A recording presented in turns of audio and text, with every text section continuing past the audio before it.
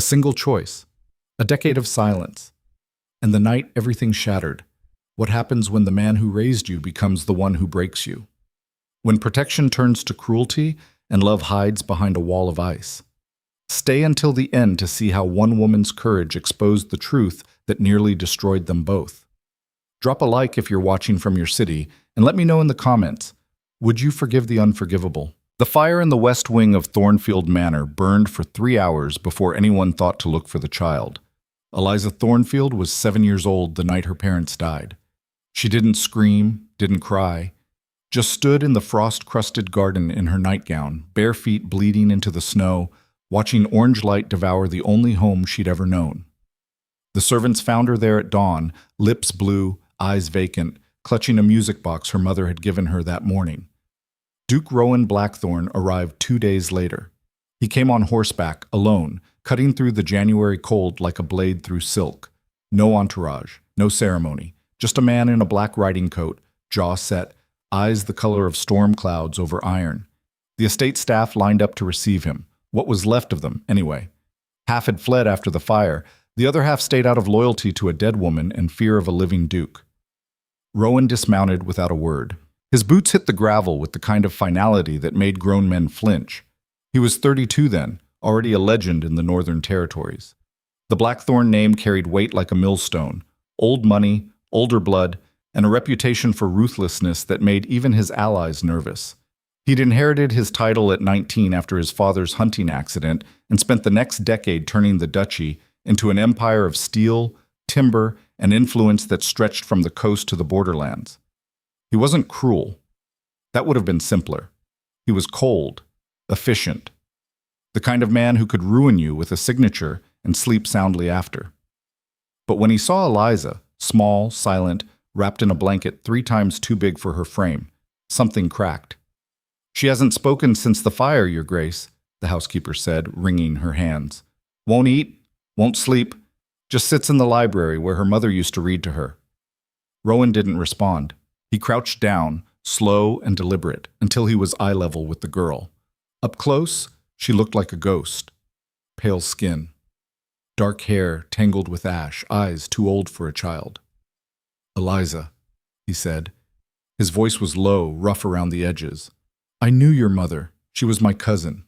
A good woman. The best I ever knew." Nothing. The girl stared through him like he was made of smoke. "I'm going to take care of you now," he continued. "That means you're coming home with me. To Blackthorne Hall. It's cold there. Quiet. But it's safe. Do you understand?" Still nothing. He rose to his full height, 6'3" of lean muscle and hard edges, and turned to the housekeeper. "Pack her things. We leave at noon." "Your Grace, are you certain? A child in your household?" "She's not a child," Rowan cut her off. "She's a Thornfield, and Thornfields don't break." Blackthorne Hall was everything Thornfield Manor wasn't. Where Eliza's home had been warm, filled with music and laughter and the smell of her mother's lavender perfume, the Blackthorne estate was a fortress. Stone walls 2 feet thick, high ceilings that swallowed sound, halls that stretched so long you could lose yourself in them and not be found for hours. It sat on a cliff overlooking the northern sea, battered by wind and salt spray, surrounded by forest so dense it looked black even in daylight. It was a place built for war, not warmth. Rowan gave Eliza the east wing. Her own suite of rooms, far from the drafty servants' quarters, far from the cold formality of the main halls. He brought in tutors, the best money could buy. Music instructors, language teachers. A riding master who taught her to sit a horse like she'd been born in the saddle. He monitored her progress with the same meticulous attention he gave his ledgers, his trade agreements, his carefully constructed network of power. But he didn't coddle her. Again, he'd say, watching her stumble through a waltz 10 years old and frustrated to tears. "You're a Thornfield. You don't quit." "I hate this," she'd snap back, fists clenched. "Why do I have to learn this?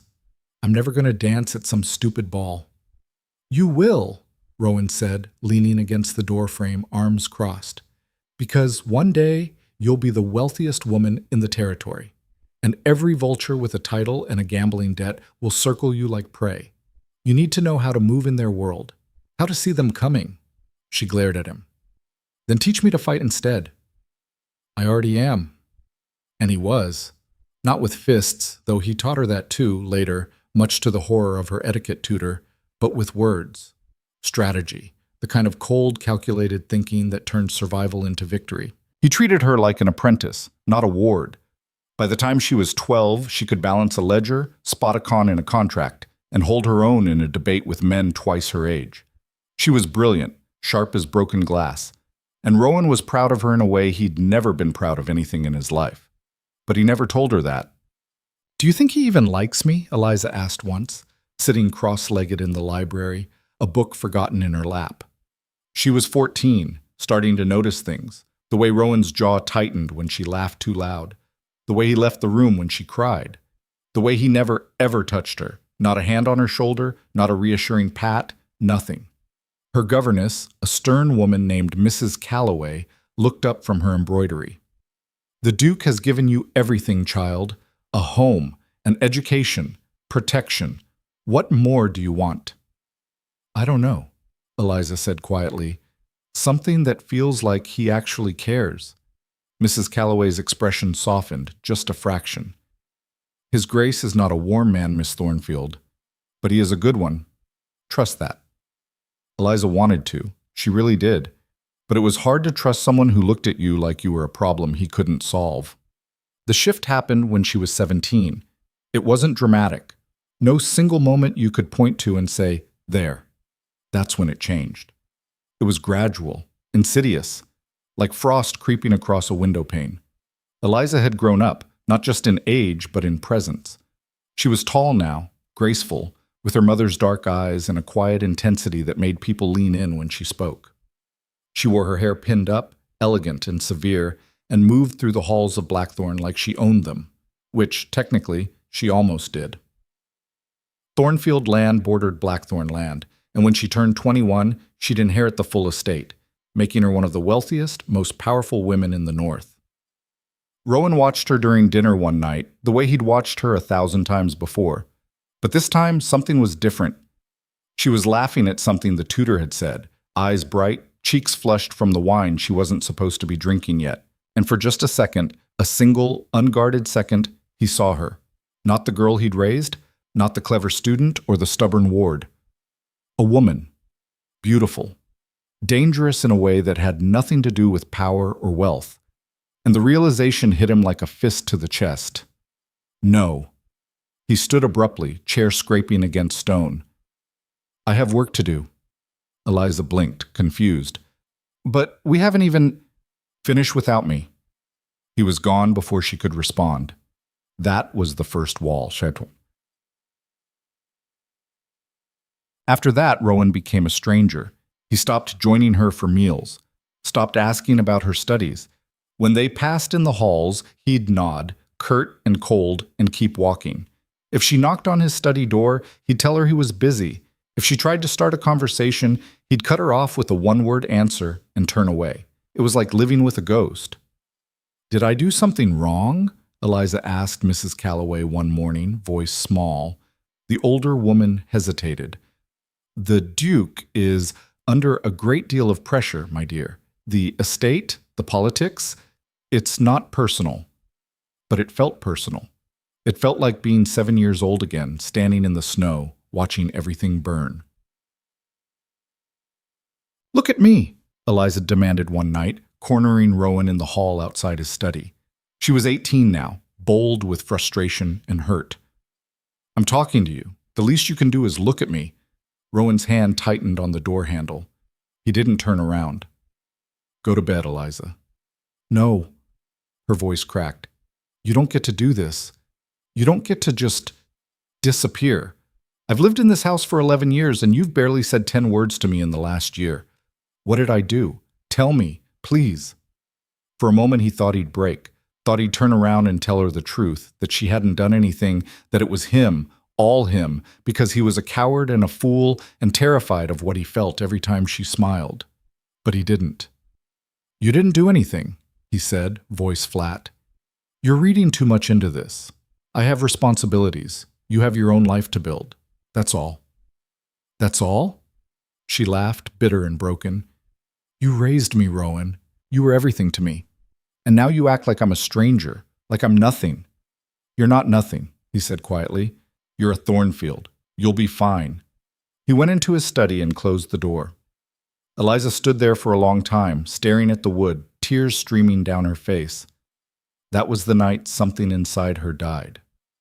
The years that followed were a slow, aching war.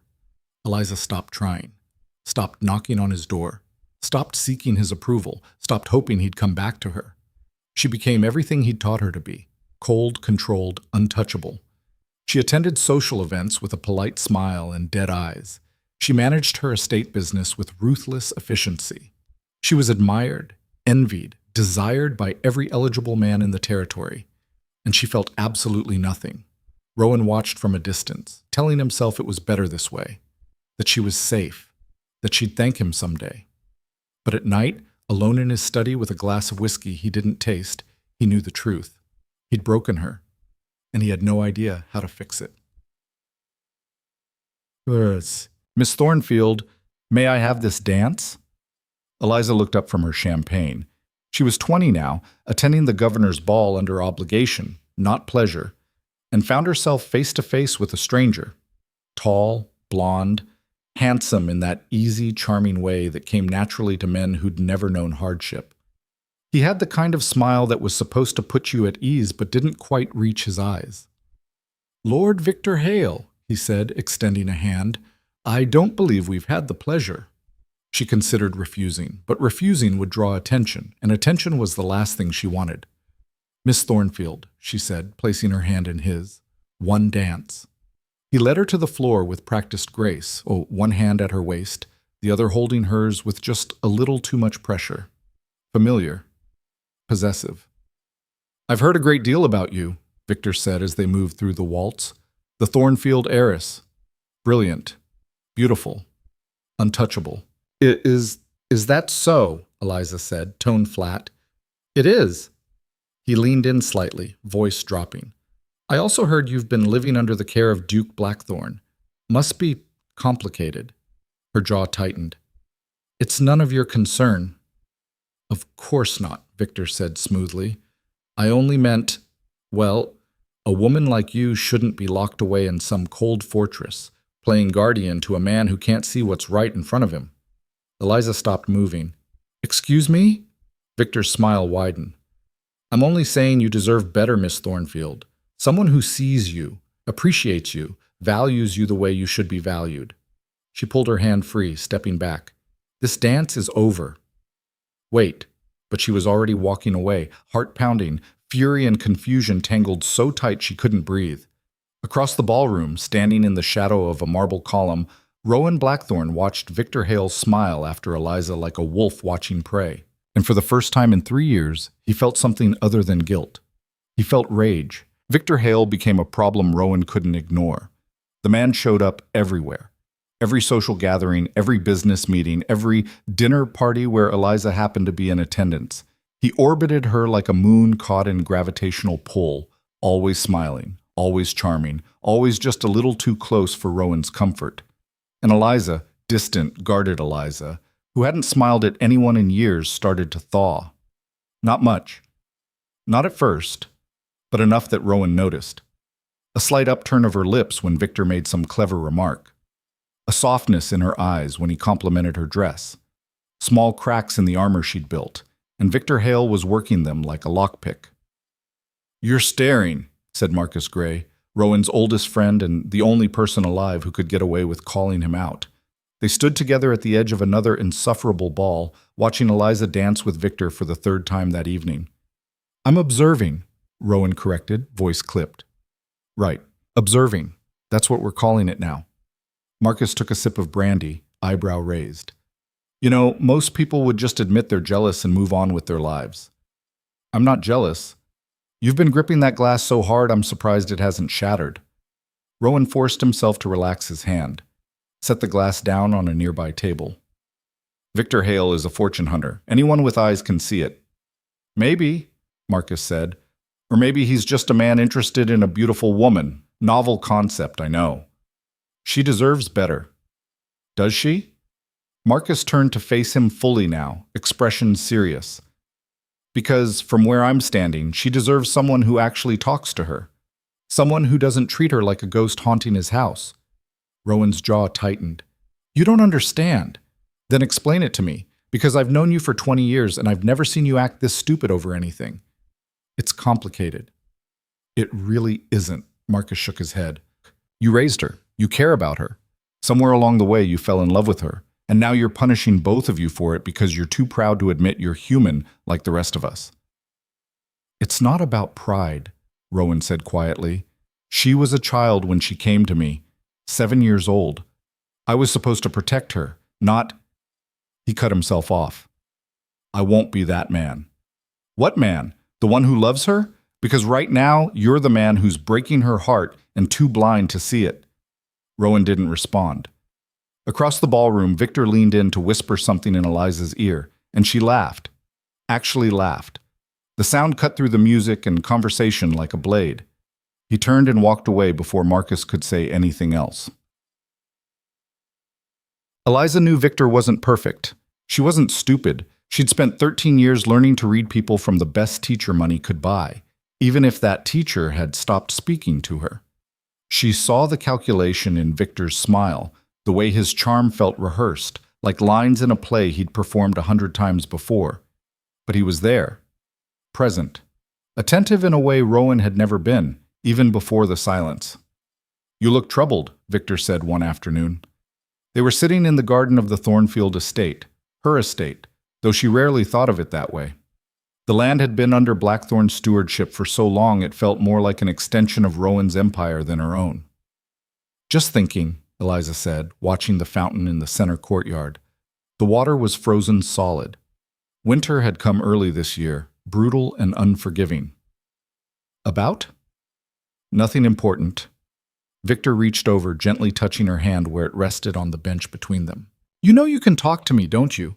I'm not just here for the dancing and witty banter. She looked at him, really looked. Why are you here, Victor? He blinked, caught off guard. I don't understand. Yes, you do. You're a lord from the Southern Territories. You have no business interests here, no family connections, no reason to spend months courting a woman who's made it very clear she's not interested in marriage. You assume I'm only here for marriage, aren't you?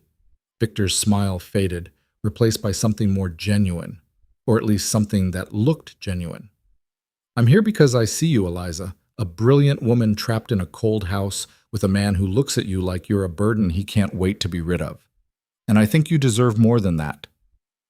It was the right thing to say, the perfect thing, exactly what she needed to hear, which made it all the more suspicious. But she was so tired of walls and silence and living like a prisoner in her own life. So she let him hold her hand and told herself it didn't matter what his motives were. At least he was honest about wanting something from her, unlike some people. Mute. He's going to propose, Mrs. Calloway said, standing in the doorway of Eliza's dressing room. Lord Hale, the whole household is talking about it. Eliza didn't look up from her book. Let them talk. Are you going to accept? I don't know. Mrs. Calloway moved further into the room, lowering her voice. Miss Thornfield, I've served this family for 30 years. I watched your mother grow up. I held you the night your parents died. So I'm going to speak plainly, and you're going to listen. Eliza closed her book. I'm listening. Lord Hale is not the man you think he is. And what man do I think he is? A way out, Mrs. Calloway said softly. An escape from this house and everything in it. But Eliza, marriage isn't an escape. It's a door you can't unlock from the inside. Make sure you know what you're walking into. I appreciate your concern, Eliza said, standing, but I'm 20 years old. I can make my own choices. Of course you can. I'm just asking you to be certain they're choices you can live with. After Mrs. Calloway left, Eliza stood at the window, staring out at the frozen grounds. In the distance, she could see Blackthorn Hall rising from the cliffs like a dark monument to everything she'd lost. She wondered if Rowan was in his study, if he was thinking about her at all, if he'd even notice if she left. Probably not. None. Rowan noticed everything. He noticed when Victor started visiting Eliza twice a week, instead of once, Noticed when flowers began arriving at Thornfield Manor addressed to her. Noticed when she wore new jewelry to dinner, a necklace she definitely hadn't owned before, expensive enough to make a statement. He also noticed when Victor Hale left the Grand Hotel one evening and headed not toward his lodgings, but toward the docks. "Follow him," Rowan told Marcus. "Find out where he goes." Marcus gave him a long look. "This is crossing a line, even for you. I don't care about lines. Something's wrong. I can feel it." "What you feel is jealousy." "Marcus." The other man sighed. "Fine. But when this blows up in your face, and it will, don't say I didn't warn you." What Marcus discovered over the next week made Rowan's blood run cold. Victor Hale wasn't just a fortune hunter. He was desperate.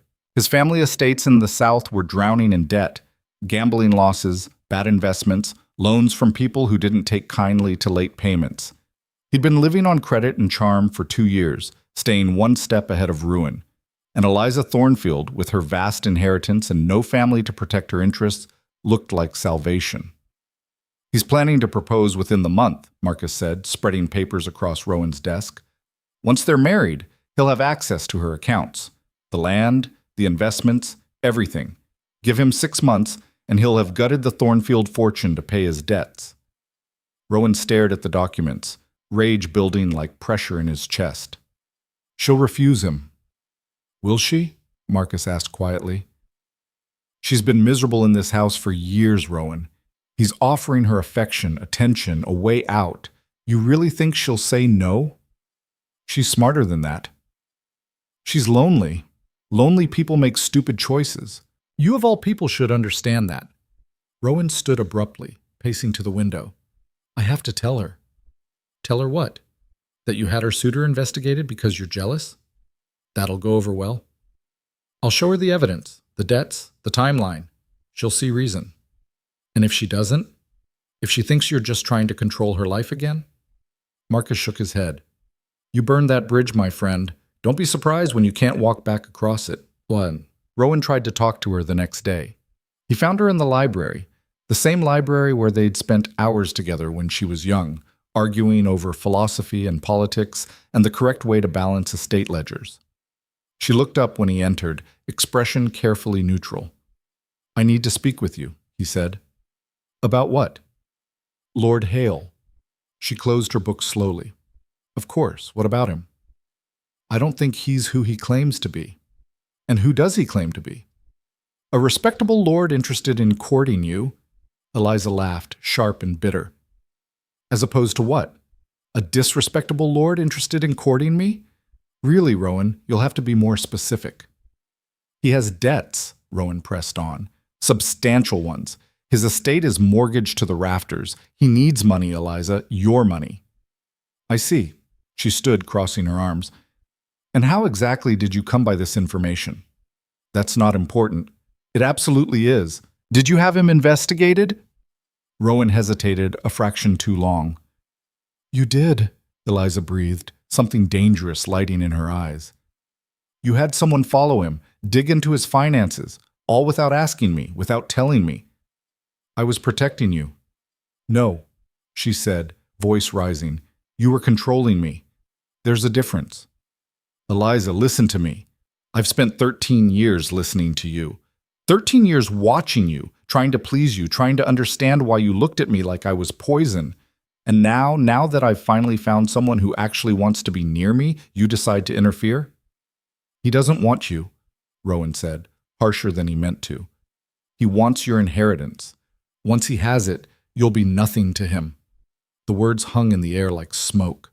Eliza's expression went very still. "Get out." "What?" "Get out." Her voice shook. "Of my library, of my house, of my life. You gave up the right to tell me what to do when you stopped being my guardian and started being my jailer." "I never—" "Yes, you did. You locked me in this cold, miserable fortress and threw away the key. So forgive me if I don't trust your judgment on who I should spend my time with." Rowan took a step forward. "I'm trying to save you from making a mistake." "Maybe I want to make a mistake."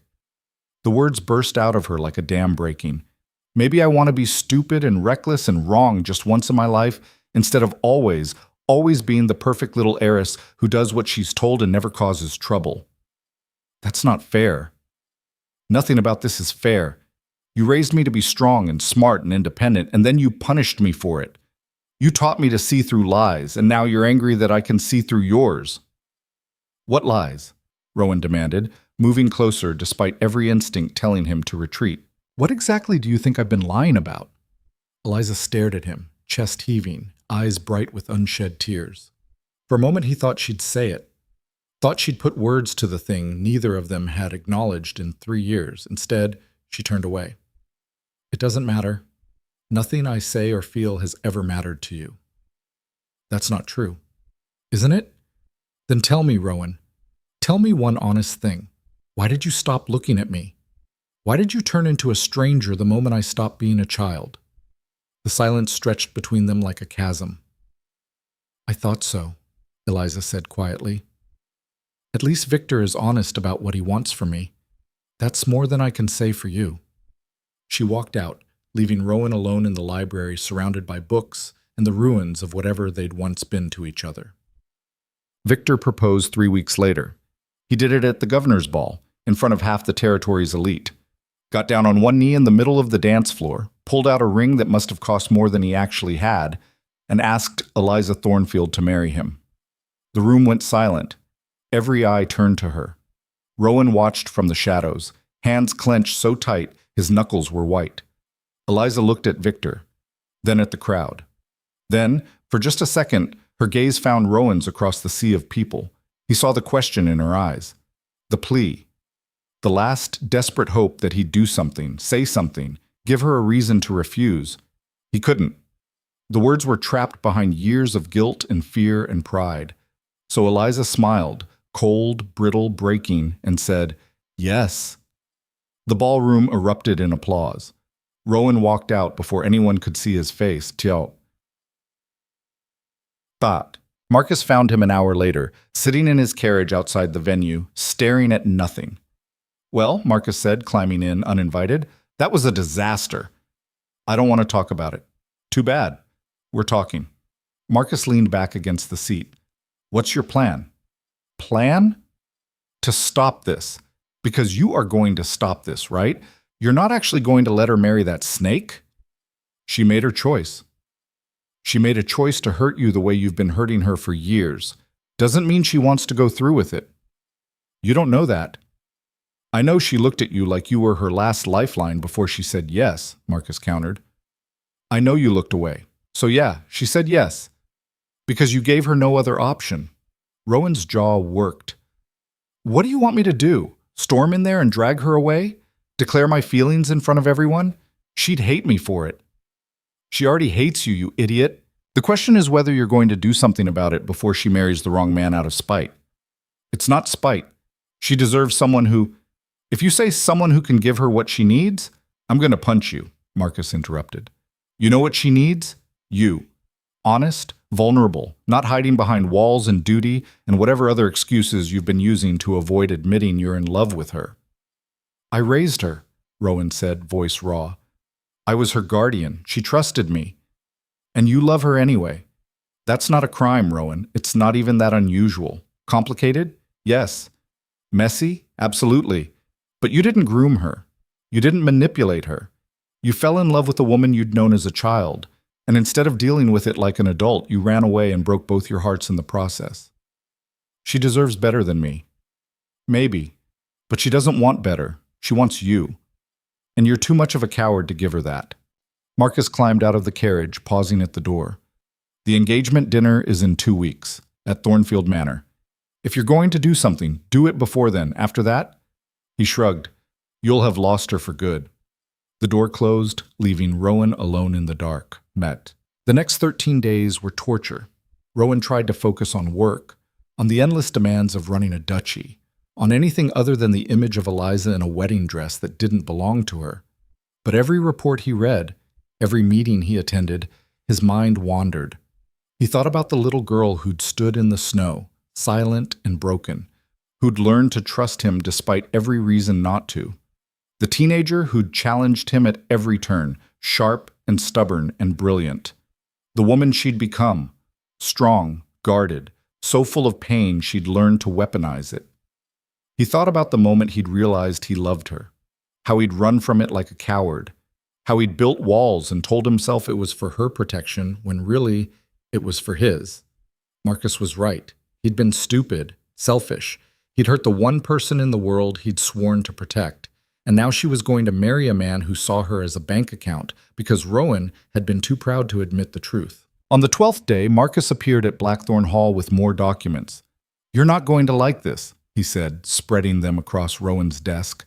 "I haven't liked anything in weeks. Try me. Victor's debts are worse than we thought. He doesn't just owe money, he owes the Carver brothers." Rowan's blood went cold. The Carver brothers weren't bankers or legitimate creditors. They were criminals, loan sharks who'd broken knees and burned properties for lesser debts than whatever Victor owed. "How much?"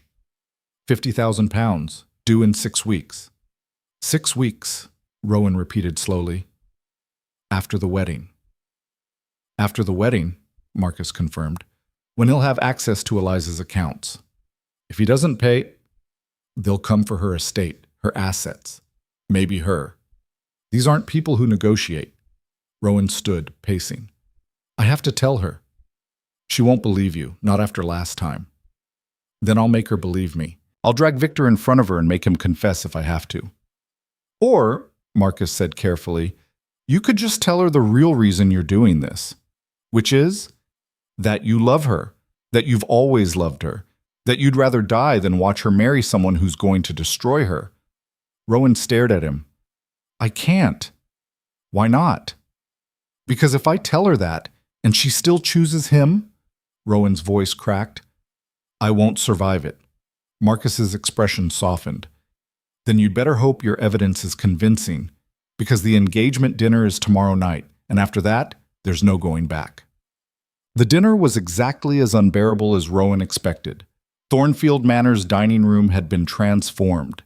Candles everywhere, flowers imported from the south at ridiculous expense, crystal and silver polished to blinding perfection.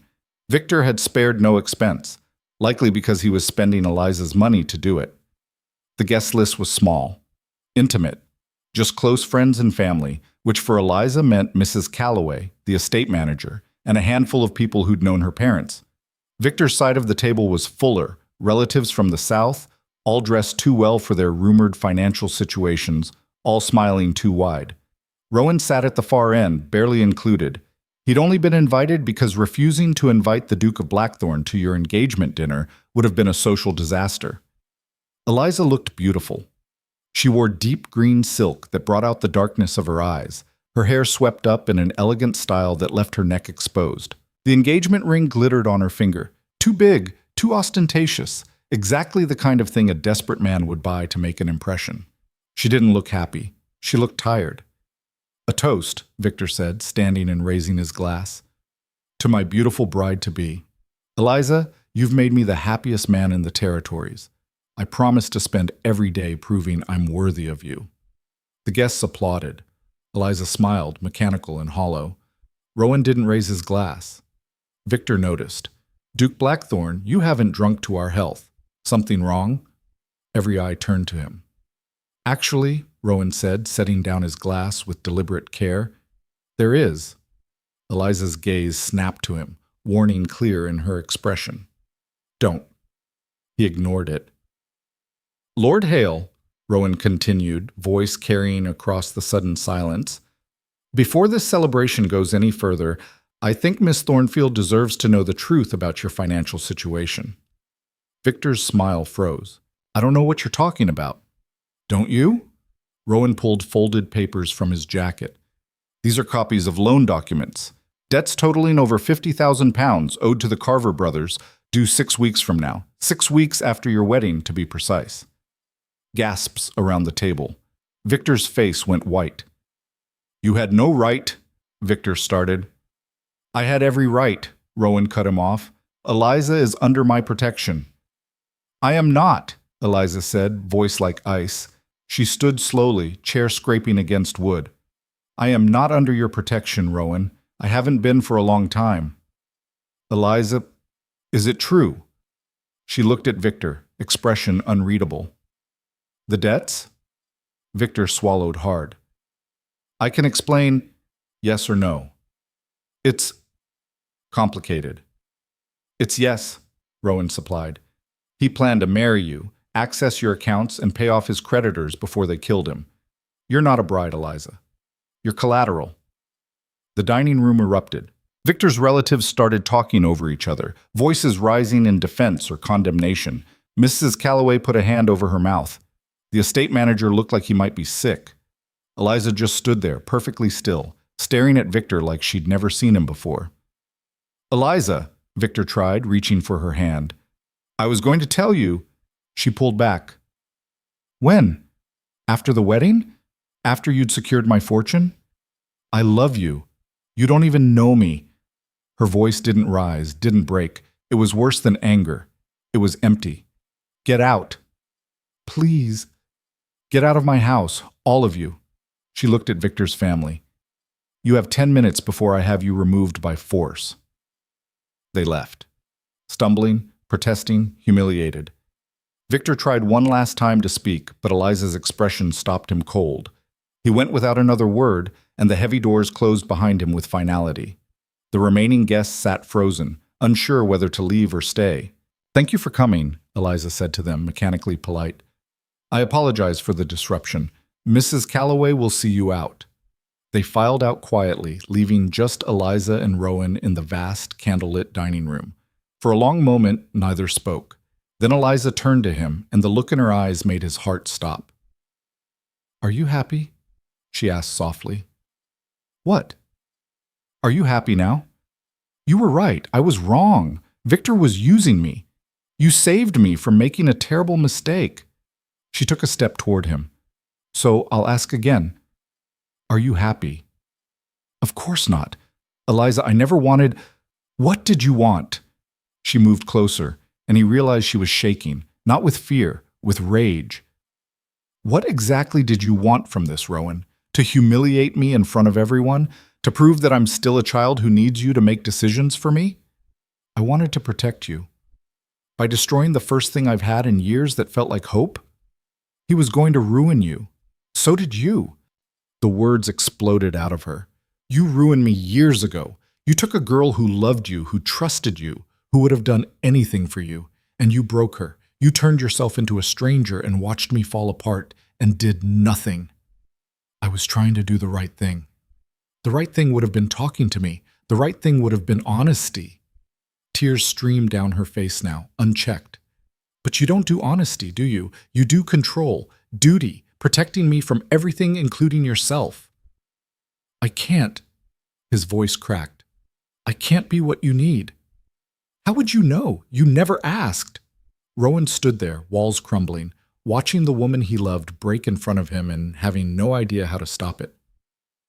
I hate you, Eliza whispered. I hate you so much it hurts. And the worst part is, I can't stop loving you anyway. How pathetic is that? She turned and walked toward the door. Eliza, wait. Don't. She didn't look back. Just don't. I'm done, Rowan, with all of this. I'll find somewhere else to live. You can manage the estate from Blackthorn. I never want to see you again. The door closed behind her, and Rowan stood alone in the wreckage of a dinner that was supposed to celebrate her future. He'd saved her from Victor, but he'd lost her anyway. He'd lost her anyway. The words echoed in Rowan's head for 3 days straight. He didn't sleep, didn't eat, just sat in his study at Blackthorn Hall, staring at paperwork he couldn't read, drinking whiskey that tasted like ash, replaying that final conversation until it drove him half mad. I hate you so much it hurts. And the worst part is I can't stop loving you anyway. Marcus stopped by on the 4th day and found him still in the same clothes, unshaven, looking like he'd aged a decade. You look like hell, Marcus said, dropping into a chair uninvited. Good. Have you talked to her? She doesn't want to see me. Have you tried? Rowan finally looked up. She said she never wants to see me again. I think that's fairly clear. And you're just going to accept that, after everything? Marcus leaned forward. You love her. You finally admitted it. Granted, in the worst possible way at the worst possible time. But you said it, sort of. through humiliating her fiancé in front of half the territory's elite. I was protecting her. You were sabotaging her engagement because you couldn't stand watching another man have what you wanted. Marcus's tone wasn't cruel, just blunt, which, for the record, I support. Victor was a snake, but you can't pretend this was purely altruistic. Rowan's hands clenched on the arms of his chair. What do you want me to say? That you're going to fix this. That you're going to march over to Thornfield Manor, tell her the truth about how you feel, and beg her to forgive you. She won't. You don't know that. Yes, I do. Rowan stood, pacing to the window. Outside, snow had started falling again, thick and heavy. I've spent 3 years pushing her away, hurting her, making her believe she meant nothing to me. Why would she forgive that? Because she loves you, you stubborn bastard. She said it herself. She also said she hates me. People can do both, Marcus said quietly. Love and hate aren't opposites. Indifference is. And whatever Eliza feels for you, it's not indifference. Before Rowan could respond, there was a sharp knock at the door. One of the housekeepers entered, looking nervous. Your Grace, there's a man here to see you. Says it's urgent. Tell him I'm not receiving. He says it's about Miss Thornfield. Rowan was moving before the woman finished speaking. The man waiting in the entrance hall was someone Rowan recognized but had never spoken to directly. Thomas Carver, younger brother of the notorious Carver brothers, dressed in clothes too fine for someone who made their money breaking bones. Duke Blackthorne, Thomas said with a smile that didn't reach his eyes. Thank you for seeing me. I didn't agree to see you. You mentioned Eliza Thornfield. Ah, yes, the lovely Miss Thornfield. Thomas brushed invisible dust from his sleeve. I understand you recently exposed Lord Hale's financial difficulties at his engagement dinner, no less. Very dramatic. Get to the point. The point is, Victor Hale owes my brothers a substantial sum of money, £50,000 to be exact. Money he was planning to access through his marriage to Miss Thornfield. Thomas's smile widened. But now there's no marriage, which means no money, which means my brothers are very unhappy. Rowan's blood ran cold. If you think I'm going to pay Victor's debts, of course not. We're not unreasonable men. Thomas took a step closer. But you cost us £50,000, so you're going to replace it. With what? Miss Thornfield's estate. The land, the assets. Sign it over to us, and we'll consider the debt settled. That's not mine to give. No, Thomas agreed. But you manage it. You have the authority to make decisions regarding her holdings while she's incapacitated. Something sharp and dangerous coiled in Rowan's chest. What did you just say? You haven't heard? Thomas tilted his head, feigning surprise. Miss Thornfield left Thornfield Manor yesterday morning, said she was going to the coast. To think, I believe her housekeeper said, only she never arrived. Her carriage was found abandoned on the North Road 2 miles from here. The world tilted. Where is she? Safe. For now. Thomas pulled out a pocket watch, checked it casually. My brothers are holding her at a property we own near the border. Nothing too uncomfortable. We're not savages. But if you want her back unharmed, you'll sign over her estate. Tonight. Rowan moved before thinking, grabbing Thomas by the throat and slamming him against the wall hard enough to rattle the paintings. If you've touched her, I haven't, Thomas choked out, still smiling. But my brothers are less patient than I am. You have until midnight. After that, they start getting creative. Rowan held him there for another few seconds, then released him. Thomas straightened his coat, still grinning. Midnight, he repeated. The documents should be drawn up and witnessed. Bring them to the old mill at the border crossing. Come alone, or she dies. Try to be clever, and she dies. Do anything other than exactly what I've told you, and she dies. I understand. Rowan's voice was flat, emotionless. Get out of my house. Thomas left, whistling. The moment the door closed, Marcus was there. We have to get the authorities. No, Rowan cut him off. They said come alone. You can't seriously be considering this. She's my responsibility. She's not your property. You can't just hand over her entire estate to criminals. What choice do I have? Rowan rounded on him. Let them kill her? Let her die because I'm too proud to... His voice cracked. I can't lose her. Not like this. Marcus grabbed his shoulders. Listen to me. The Carvers are not going to let her go. Even if you give them what they want, she's a witness, a liability. The moment you sign those papers, they'll kill you both.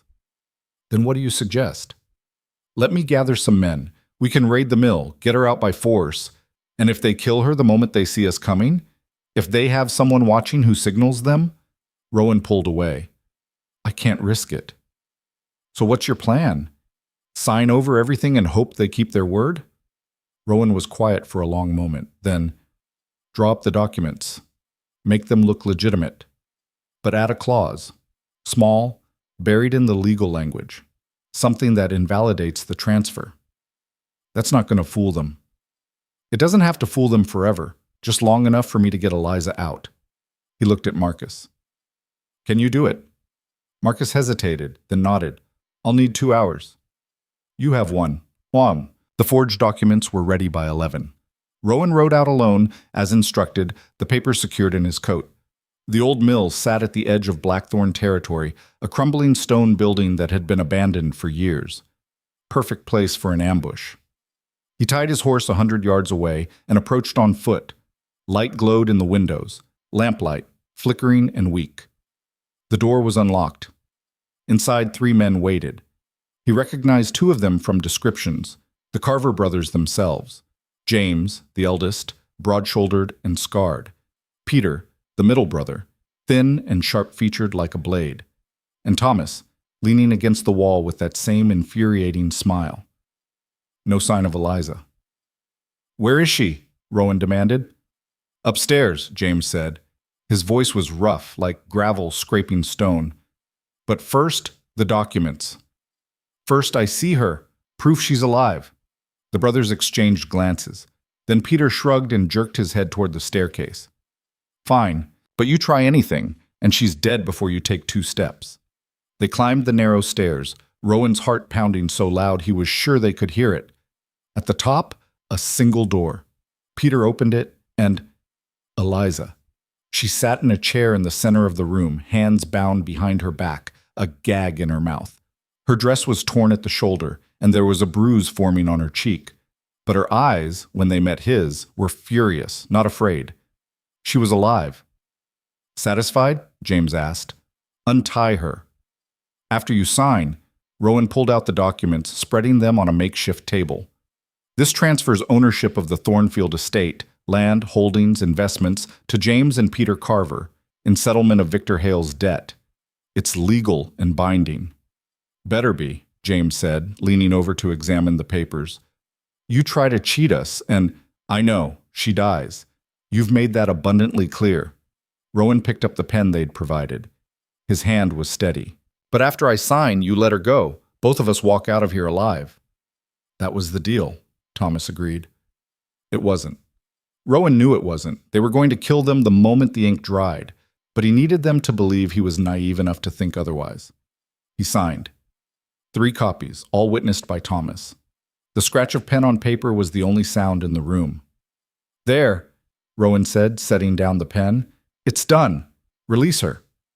James picked up the documents, scanning them with surprising care for someone who probably couldn't read half the legal terminology. Then he smiled. You know what, Duke? I actually believe you're stupid enough to think we'd honor this. You gave your word.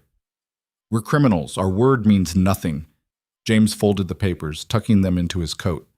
Peter, kill them both. Peter pulled a pistol from his belt. And Rowan moved.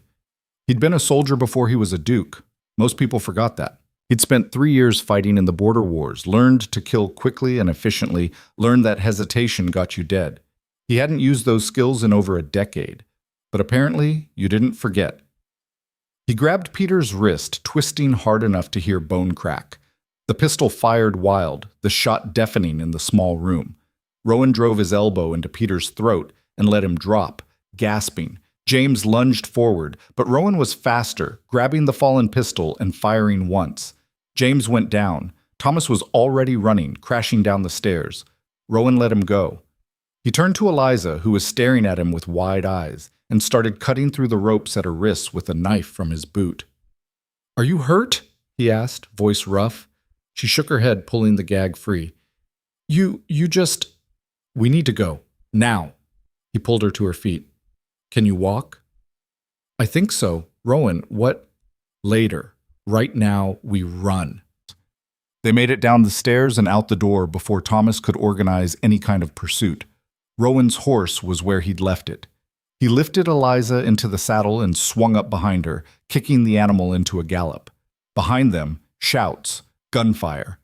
But the darkness and the snow swallowed them, and within minutes they were alone on the road back to Blackthorn Hall. Eliza was shaking. Not from cold, from shock.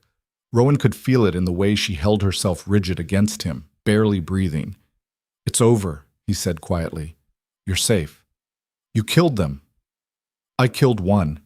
Disabled another. The third ran. He paused. I'm sorry you had to see that. I don't understand. The documents you signed were fake, or close enough. Marcus buried a clause that invalidates the transfer. It'll take the Carvers weeks to realize it, and by then, I'll have authorities involved. You planned this? I planned to get you out alive. Everything else was improvisation. They rode in silence for a while. Then Eliza said, very quietly, Why? Why what? Why did you come? I told you I never wanted to see you again. You should have just let me go. Let me deal with the consequences of my own choices. Rowan's arms tightened around her reflexively. Because you're not a consequence. You're everything. She twisted in the saddle to look at him, eyes searching his face in the darkness. What? I love you, he said, the words tearing out of him like they'd been waiting years. I've loved you for so long, I don't remember what it felt like before. And I know I don't deserve your forgiveness. I know I hurt you in ways I can't take back, but I couldn't let you die thinking I didn't care. That you meant nothing to me. Eliza stared at him. You're telling me this now? After everything? I'm telling you this because I should have told you years ago. Because I was a coward and a fool. And I let pride and fear destroy the best thing in my life. Rowan, I'm not asking you to forgive me, he continued, voice raw. I'm not even asking you to come back. I just needed you to know the truth before... He stopped, jaw working. Before it was too late. The horse slowed as they approached Blackthorn Hall. Lights blazed in every window. Marcus must have prepared for their return. Servants rushed out, worried voices asking questions, but Rowan ignored them all. He dismounted, then helped Eliza down. She swayed slightly, and he caught her arm to steady her. You should rest, he said. There's a room prepared. No. He looked at her. Eliza. No, she repeated, firmer. I'm not going to some room. I'm not going to rest. We're going to talk. Right now. You've been through a trauma. I've been through 13 years of trauma. Her voice rose, drawing attention from the servants still hovering nearby. 13 years of watching you pull away, shut down, turn into a stranger, and now you tell me you love me? Like that explains everything? It doesn't explain anything. I know that. Then why didn't you say it before? Tears streamed down her face, reflecting the lamplight. Why did you wait until I was kidnapped and nearly killed? Why couldn't you just... Her voice broke. Why couldn't you just talk to me? Rowan had no answer, or rather, he had too many answers, none of them good enough. I was afraid, he finally said, of what I felt, of what it meant. You were 17 when I realized I loved you, Eliza. 17, I'd raised you, protected you, and suddenly I was looking at you and thinking things I had no right to think. So you punished me for it. I punished myself. I thought... He laughed, bitter and broken. I thought if I kept my distance, the feelings would fade, that I could go back to being your guardian, your protector, that I could stop seeing you as a woman and start seeing you as what? A child? A responsibility? She took a step closer. I haven't been a child in years, Rowan, and I haven't needed a guardian. What I needed was... She stopped, shaking her head. It doesn't matter. You made your choice. I made the wrong choice. I see that now. Now, she repeated. Now that I'm standing here bleeding and traumatized and you've just killed a man to save me, very convenient timing. That's not fair. None of this is fair. Eliza's hands clenched into fists. You don't get to ignore me for years, break my heart, watch me nearly marry a con artist, and then swoop in at the last second and expect me to fall into your arms because you finally decided to be honest. I don't expect anything. Then what do you want? She demanded. What do you actually want from me, Rowan? He stared at her, at this woman he'd raised and loved and nearly lost, and let the last wall fall. Everything, he said quietly. I want everything. I want you to forgive me, even though I don't deserve it. I want you to come back to Blackthorn and fill these empty halls with life again. I want to wake up every morning and know you're safe. I want to stop lying to myself about what you mean to me. He took a step toward her. I want you, Eliza. Not as a ward, not as a responsibility, as my equal, my partner, the woman I love more than pride or duty or my own miserable life. The courtyard had gone silent. Every servant, every guard was watching them now. Rowan didn't care. But if you can't forgive me, he continued, voice steady despite the fear clawing at his chest, I'll understand. I'll sign over management of your estate, step back, let you build the life you deserve without me in it. He swallowed hard. Just know that I'm sorry. For all of it. And that loving you has been the only good thing I've done in 10 years. Eliza stood there, tears streaming down her face, looking at him like she couldn't decide whether to hit him or kiss him. Then she said, You're an idiot. I know. You're a coward and a fool, and you hurt me more than anyone in my life. I know, he repeated. And I should hate you. I should walk away right now and never look back. You should. But I can't, she whispered. Because you're right. I love you. I've always loved you. Even when I hated you, I loved you, and I don't know how to stop. Rowan's breath caught. Eliza, don't, she cut him off. Don't say anything else. Don't make promises you can't keep or declarations you'll regret tomorrow. She moved closer, close enough that he could see every detail of her face in the lamplight. Just show me. Prove it.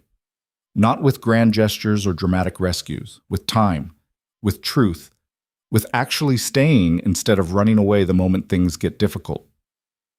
I can do that. Can you? Because I need to know, Rowan. I need to know if I let you in again. You're not going to disappear the first time you get scared. He reached out slowly, giving her time to pull away. When she didn't, he cupped her face in his hands, thumbs brushing away tears. I'm terrified right now. I've been terrified for 3 years, but I'm not running. Not anymore. You want proof? You want me to stay? He leaned his forehead against hers. Then I'll stay. Every day. Every moment you'll let me. Until you believe it. Eliza closed her eyes, breathing shakily. This is a terrible idea. Probably. We're going to hurt each other. Almost certainly. And everyone is watching. I don't care. She laughed, the sound caught between a sob and something lighter. You should. This is going to be the scandal of the decade. Let them talk. The Duke of Blackthorn, confessing his love to his ward in front of half his household. Former ward, Rowan corrected. You turned 21 6 months ago. Legally, I have no authority over you. Haven't for a while. Is that supposed to make this less complicated? No, just less criminal. She laughed again, and this time it was real. You're impossible. I am. But I'm yours. If you'll have me. Eliza opened her eyes, searching his face. Whatever she saw there must have been enough, because she rose on her toes and kissed him. It wasn't soft. Wasn't gentle. It was 3 years of pain and longing and desperation poured into a single moment. Rowan kissed her back like she was oxygen and he'd been drowning, hands tangling in her hair, pulling her closer. Someone in the crowd of servants started clapping. Then more joined in, until the whole courtyard was applauding like they'd just witnessed something worth celebrating. When they finally broke apart, both breathing hard, Eliza smiled, really smiled, for the first time in years. This doesn't fix everything, she said. I know. We have a lot to talk about, a lot to work through. I know. And if you ever shut me out again, I won't, Rowan promised. I swear, on everything I have, I won't. She studied him for another moment, then nodded. Okay, then we'll try. We'll try, he agreed. Behind them, Marcus cleared his throat. Hate to interrupt, but we have a slight problem. Rowan didn't take his eyes off Eliza. What kind of problem? Thomas Carver escaped, and he took the forged documents with him. Rowan's blood went cold. What? He's probably figured out by now that the transfer is invalid, which means he's going to come back. And next time, Marcus's expression was grim. Next time, he'll bring an army. Eliza's hand found Rowan's, gripping tight. Then we'll be ready. Rowan looked at her. This woman who'd survived fire and loss and betrayal, who'd been kidnapped and nearly killed and was still standing, and felt something shift in his chest. Yes, he said, we will. But as he led Eliza into Blackthorn Hall, the forged documents burning a hole in his mind, he couldn't shake the feeling that they'd only won the first battle. The war was just beginning. The war was just beginning. Rowan sat in his study 3 hours before dawn, maps and documents spread across every available surface. Marcus paced by the window, exhausted but wired. Eliza perched on the edge of the desk, still in her torn dress, refusing to rest until they had a plan. Thomas will go straight to his brothers with those documents, Marcus said. Once they realize the transfer's invalid, they'll come for us, Eliza finished. With everyone they can hire. How long do we have? A day, maybe 2 if they're thorough about checking the paperwork. Rowan studied the map of his territory. They'll need to gather men, weapons. Thomas isn't stupid. He won't come back without overwhelming force. So we fortify, Marcus suggested.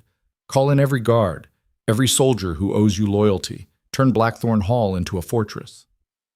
And wait for them to siege us? Rowan shook his head. We'd last a week at most. The Carvers have connections, money. They can outlast us. Then what do you suggest? Rowan was quiet for a long moment, thinking. Then, we go on the offensive. Both Marcus and Eliza stared at him. You want to attack them? Marcus said slowly. You just killed one of their brothers. They're going to be ready for that. Not attack, expose. Rowan tapped the map. The Carvers operate in shadows, loan sharking, extortion, smuggling. All of it depends on people being too afraid to talk. But if we drag everything into the light, if we make them a public scandal instead of a private threat, they lose their power, Eliza said, understanding dawning in her eyes. They can't intimidate people if everyone knows what they are. Exactly. We gather evidence. Every crime, every victim, every dirty deal. Present it to the governor, the magistrates, the territorial council. Make it impossible to ignore. Marcus stopped pacing. That's actually brilliant. But we'd need witnesses willing to testify. People brave enough to stand against them. Then we find them, Eliza said. She slid off the desk, standing. Victor owed them money. That means others do too. People they've ruined, businesses they've destroyed. If we can convince enough of them to come forward, it's a massive risk, Rowan warned. The Carvers will see what we're doing. They'll come for us before we can finish. Then we work fast. Eliza looked at him, and there was steel in her gaze he'd never seen before. Not the girl he'd raised, the woman she'd become. You said you wanted me as your equal, your partner. Prove it. Let me help. Every instinct Rowan had screamed at him to refuse, to keep her safe, locked away in Blackthorn Hall where nothing could touch her. But he'd spent years making decisions for her, protecting her from everything including herself. He'd promised to stop. All right, he said. We do this together, but carefully. The moment it gets too dangerous. We assess the situation and make a decision, Eliza corrected. Together. That's what partners do. Rowan's jaw worked. Then he nodded. Together. Marcus looked between them, then sighed. This is either going to work brilliantly or get us all killed, possibly both. Reassuring, Eliza said dryly. I try. Marcus grabbed his coat. I'll start with the taverns, the docks, places where people talk when they've had enough to drink. See who's been burned by the Carvers. I'll contact the magistrates I trust, Rowan said. Feel them out. See who can be counted on when this goes public. And me? Eliza asked. Rowan hesitated. You should rest. Rowan. He caught himself. What do you suggest? Victor.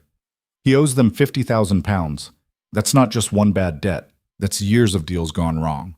He'll know names, places, other people caught in the Carver's web. She paused. I can talk to him.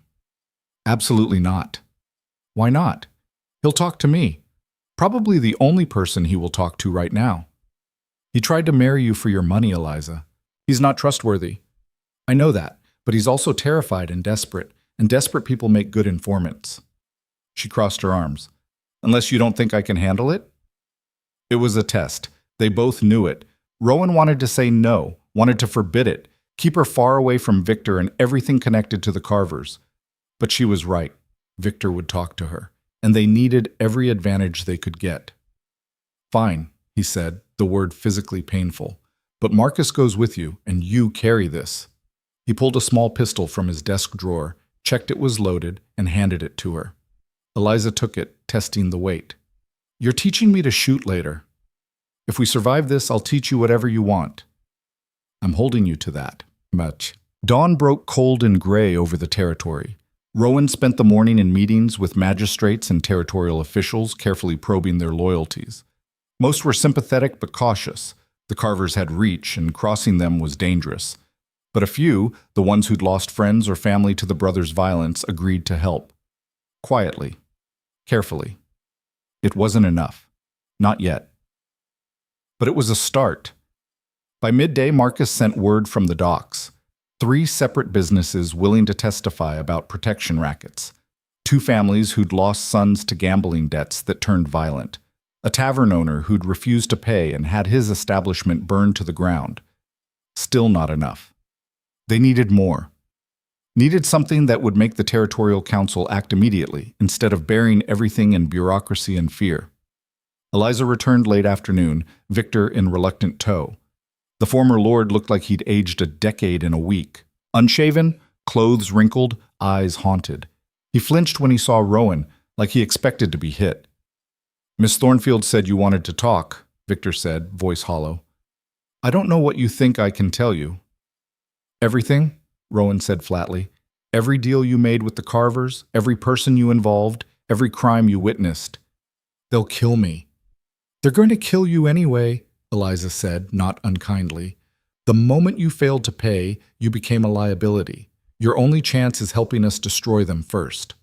Victor laughed, bitter and broken. You think taking down the Carvers is that simple?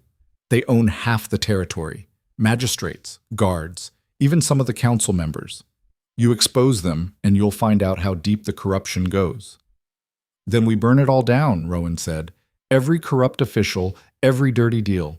We drag it into the light and let the pieces fall where they will. You're insane. Probably, but I'm also the Duke of Blackthorn, and I have resources you can't imagine. So you have a choice. Help us, or get out of my sight and hope the Carvers forget about you. Victor was quiet for a long time, then, there's a ledger. The Carvers keep records of every transaction, every debt, every person they've bought. Names, amounts, dates, everything. Rowan straightened.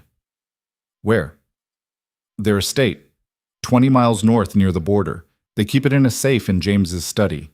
Victor met his eyes. But it's a fortress, guards everywhere, dogs, traps. You'd need an army to get in there. Or one person they wouldn't suspect, Eliza said quietly. Everyone turned to look at her. No, Rowan said immediately. Hear me out. Absolutely not. Whatever you're thinking, no. Eliza ignored him, looking at Victor. They don't know I escaped. As far as Thomas is aware, you still owe them money and I'm still a potential asset. If I showed up claiming I wanted to make a deal, offer them something in exchange for your debt, they'd let me in. That's suicide, Marcus said. It's a plan, Eliza corrected. I get in, get access to the study while they're distracted, find the ledger. And then what? Rowan demanded. You walk out with it? They'll search you, kill you the moment they realize what you're doing. Not if I have a distraction. She looked at him. You wanted an offensive. This is it. I go in during the day under the pretense of negotiating. You and Marcus gather every loyal man you have and position them around the estate. The moment I get the ledger out a window or signal somehow, you raid the place. Overwhelming force, total surprise. There are 1,000 ways that could go wrong, Rowan said. And one way it could go right, Eliza countered. That ledger is the evidence we need. Names, proof, everything. With it, we can destroy them. Without it, we're just making accusations the council will ignore. She has a point, Marcus admitted reluctantly. Of course she does, Rowan snapped. But that doesn't mean I'm letting her walk into a death trap. You're not letting me do anything, Eliza said, voice hardening. I'm telling you what I'm going to do. You can help or you can watch. Your choice. They stared at each other across the study, the tension thick enough to cut. Victor cleared his throat. For what it's worth, I think she's right. It's risky, but it's the only way you're getting that ledger. And without it, he shrugged, the Carvers will bury you. Rowan turned away, hands clenching on the desk. Every fiber of his being screamed at him to refuse. To lock Eliza in her room if necessary, keep her safe at any cost. But he'd promised. No more controlling, no more making decisions for her. Partnership meant trust. Meant letting her take risks even when it terrified him. If I agree to this, he said without turning around, you follow my lead. No improvising, no heroics. We plan every detail, and the moment something goes wrong, you get out. Understood? Understood, Eliza said, and I'm going in with you. Rowan, non-negotiable. He turned to face her. If you're walking into danger, I'm beside you. That's what partners do. She studied his face, then nodded slowly. All right. Together. Together, he agreed. Marcus rubbed his temples. I'm getting too old for this. You're 35, Rowan said, and I'd like to make it to 36. But fine. When do we do this? Tomorrow, Eliza said, before the Carvers realize the documents are forged, before they come for us. We move first, fast, and we don't give them time to prepare. The next 20 hours were a carefully orchestrated chaos. Rowan called in every favor he had. Loyal guards, soldiers he'd fought beside in the border wars, even a few territorial marshals willing to turn a blind eye to jurisdictional issues if it meant taking down the Carvers. By midnight, he had 40 men armed and ready, staged at various points around the Carver estate. Marcus spent the time drilling everyone on the plan. Timing was everything. Wait for Eliza's signal, a lamp in the study window, then move in from all sides simultaneously. Fast, overwhelming, no mercy. Eliza spent the time preparing herself mentally. She'd never done anything like this before. Never walked knowingly into danger. Never gambled with her life on this scale. But she'd also never had anything worth fighting for. Now she did. Rowan found her in the library just before dawn, staring out at the rising sun. Can't sleep? He asked. Didn't try. She glanced at him. You? Not for a second. He moved to stand beside her.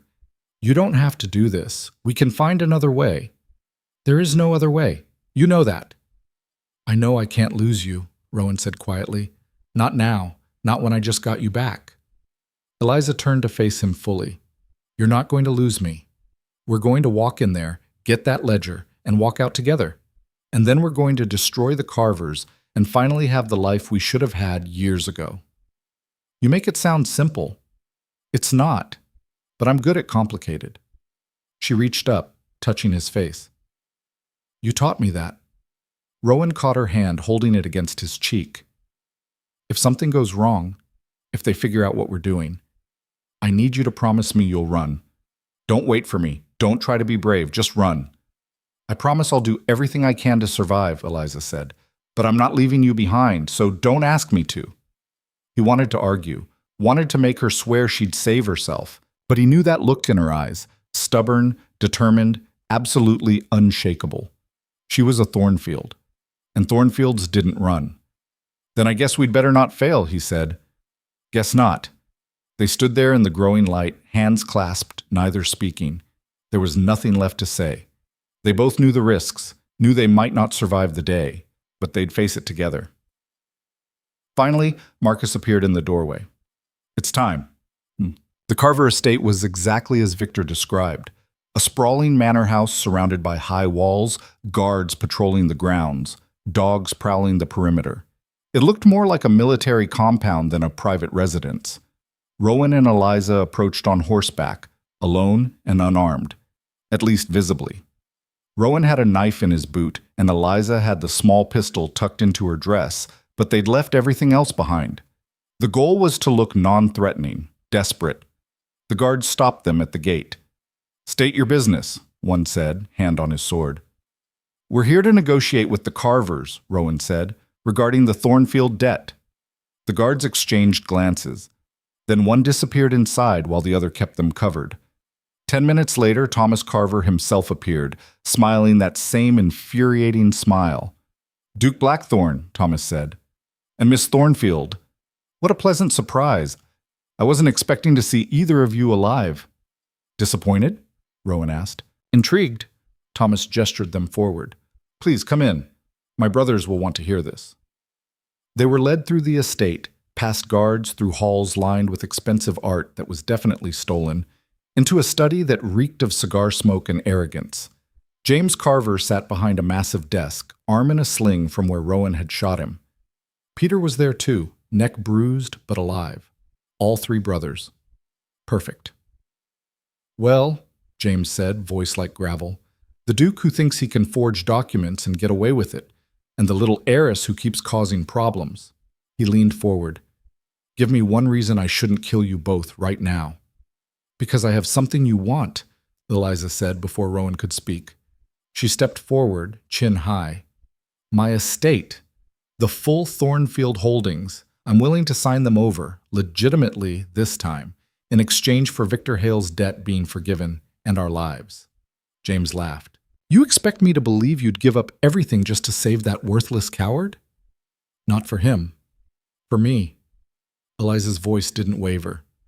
"The Duke was managing my affairs without my consent. He forged those documents, used my name, nearly got me killed. I want out. Away from him, away from this territory, away from all of it. Let me sign over the estate and I'll disappear. You'll never see me again." It was a good lie. Convincing. The brothers looked at each other, considering. "And what about you?" Peter asked Rowan. "You just going to stand there and let her do this?" "She's an adult," Rowan said, forcing his voice to stay flat.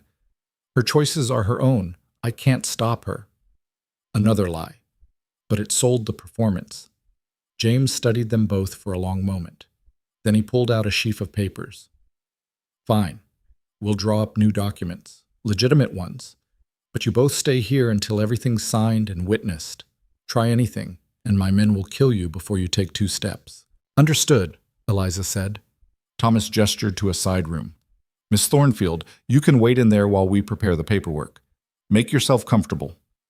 Eliza nodded, moving toward the indicated room. As she passed Rowan, their eyes met for a fraction of a second. His were full of worry. Hers were determined.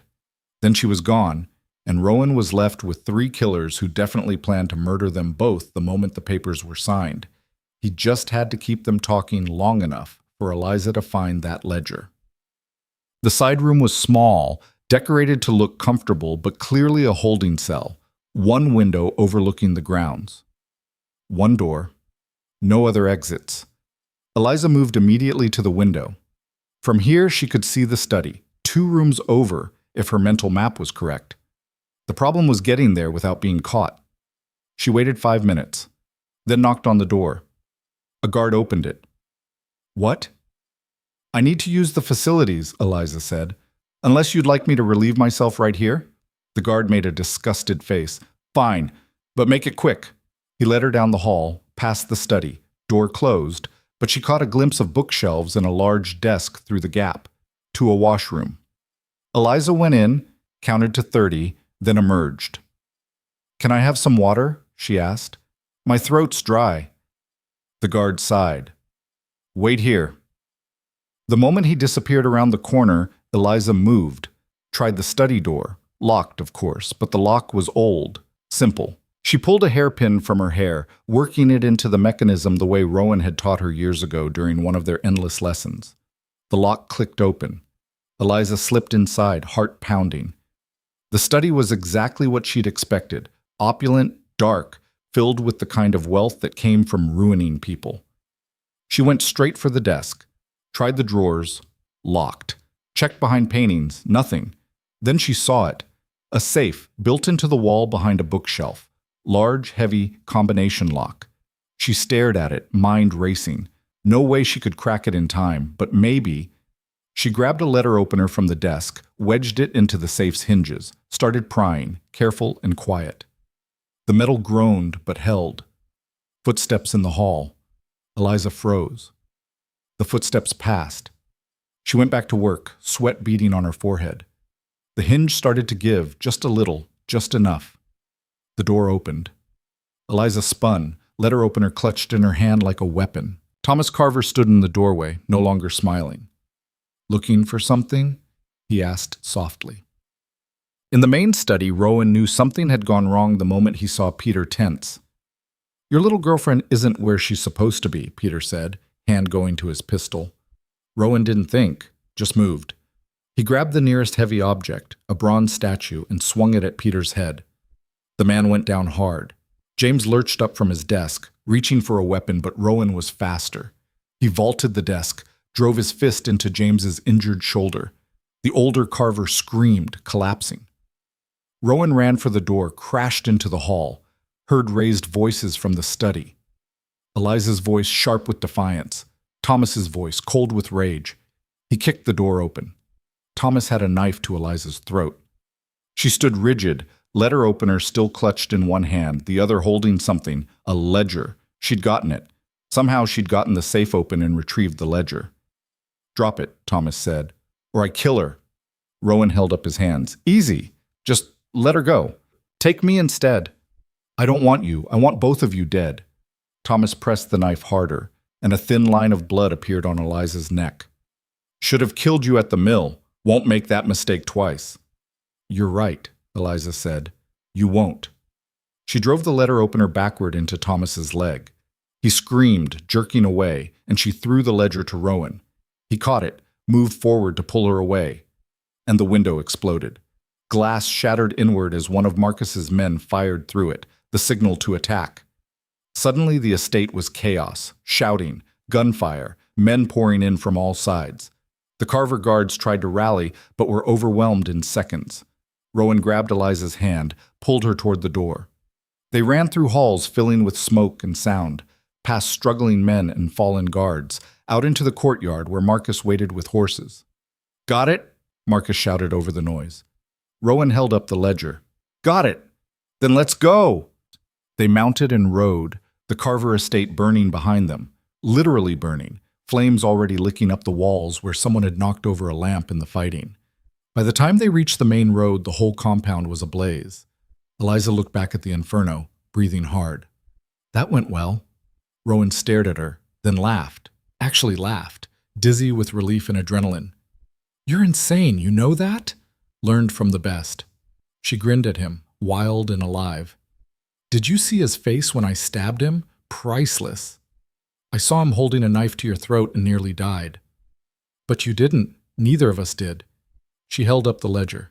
"And we got this. We won, Rowan." "We got the evidence," he corrected. "Now comes the hard part." The hard part turned out to be convincing the Territorial Council to act on that evidence.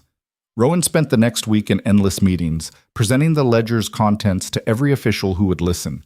Names, dates, amounts, proof of corruption that went higher than anyone expected. Magistrates who'd taken bribes. Council members who'd looked the other way. Even a few territorial guards on the Carver's payroll. Some officials wanted to act immediately. Others wanted to bury it, protect their own involvement. The arguments were vicious, political, exhausting, but slowly, inevitably, the truth won out. The Carvers were arrested, what was left of them. Thomas and Peter both survived the raid, though barely. James died in the fire. Their entire organization collapsed within days, debtors freed, operations shut down, properties seized. More importantly, the officials who'd enabled them were exposed, removed from office, replaced by people who'd watched their friends and family suffer under Carver rule and wanted justice. It wasn't clean, wasn't easy, but it was done. 6 weeks after the raid, Rowan stood in the Territorial Council chambers and watched as the governor himself publicly commended him for his service to the territory. "Duke Blackthorne," the governor said, "your courage in standing against the Carver organization has made this territory safer for every honest citizen. The council thanks you." Applause filled the chamber. Rowan nodded, accepting it with the kind of stiff formality expected of a duke. But his eyes found Eliza in the gallery, watching him with a small, proud smile. After the ceremony, Marcus clapped him on the shoulder. "You did it. Actually pulled it off." "We did it," Rowan corrected. "None of this would have worked without Eliza, or you." "True, but you're the one who'll get the statues and the history books." Marcus grinned. "How does it feel to be a hero?" "Exhausting," Rowan said honestly. "I'm ready to go home." "Then go. Your partner's waiting." Rowan found Eliza outside the council building, standing in the late afternoon sun. She'd changed since that night at the Carver estate, not in appearance, but in presence. She stood taller now, moved with confidence that came from surviving something that should have killed her. "Congratulations," she said when he approached. "The territory's hero." "I'm not a hero, just a man who got lucky." "You're more than that." She stepped closer. "You're the man who risked everything to stand up for what's right, who fought beside me instead of just for me, who kept his promises even when it terrified him." Rowan reached out, tucking a strand of hair behind her ear. "You're giving me too much credit. Most of this was your idea. And you let me try it. That's what matters." She caught his hand, holding it against her cheek. "We make a good team." "We do," he agreed, "though I'd prefer our next partnership venture involve less kidnapping and arson." "Where's the fun in that?" "Eliza," she laughed. "Fine. Less danger, more whatever normal couples do. Dinners, dancing, boring things. Sounds perfect." They stood there on the council steps, watching people pass by, many of whom nodded respectfully to Rowan. The Duke of Blackthorn, who'd taken down the most dangerous criminal organization in the territory. But Rowan only cared about the woman standing beside him, holding his hand like she'd never let go. "Take me home," Eliza said softly. "I'm tired of politics and ceremonies. I just want to be with you." "Which home?" Rowan asked. "Blackthorn? Thornfield?" "Both. Neither. Wherever you are." She looked up at him. "That's home now." And for the first time in 13 years, Rowan Blackthorn felt like he'd finally found his way back to something he'd lost the night he'd pulled away from a 17-year-old girl who'd loved him. Not redemption, not forgiveness, just home. Just home. The words followed them back to Blackthorn Hall, settled over the estate like the first thaw after a brutal winter. But reality, as it always did, came with complications. The scandal broke 3 days after the council ceremony. It started with whispers in the markets, rumors in the taverns. The Duke of Blackthorn and his ward. Not his ward anymore, technically. She'd been of age for months, but the damage was done. People talked. They always did. And what they said wasn't kind. "He raised her," one merchant told another, in a voice that carried. "Took her in as a child. And now they're—" He made a gesture that needed no words. "Disgusting," someone else agreed. "Man like that should be ashamed." Eliza heard them. She was standing not 10 feet away, shopping for fabric with Mrs. Calloway, and pretended not to notice. But Rowan saw the way her shoulders tensed, the way her smile went brittle and false. He wanted to confront them, wanted to make them understand that love didn't fit into neat categories, that what he and Eliza had wasn't wrong or shameful or any of the things small-minded people wanted to make it. But Eliza caught his eye and shook her head. "Not here. Not now." They left the market in silence. "They'll get over it," Mrs. Calloway said in the carriage ride back, trying to sound reassuring. "Give them time. Once the shock wears off—" "They won't get over it," Eliza said quietly. "They'll just learn to say it behind our backs instead of in front of us." "Eliza, I'm not naive, Mrs. Calloway. I know what this looks like to them, the powerful Duke and the orphan he raised. They'll never see it as anything else." Rowan reached for her hand, but she pulled away. Not cruelly, just distant, like she was already building walls again.